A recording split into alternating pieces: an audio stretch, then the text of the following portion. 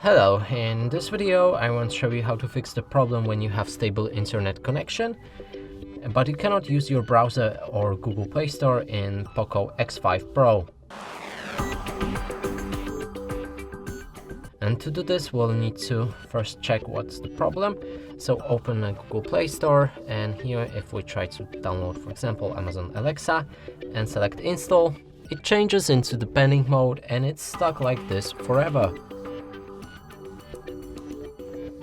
We can cancel it for now and move on to the browser. And here we have this error as well. Now to fix them both, we'll need to open our settings, then scroll all the way down to the additional settings and enter date and time. Here make sure to click on set time automatically, it needs to be enabled, and from here all of your problems should be gone. We can open our browser, refresh the same page and it works fine. The same is with Google Play Store, so if we click on install, download should begin in seconds. And that's it for this video, hope you like it, please consider subscribing to our channel, leave a like and a comment below.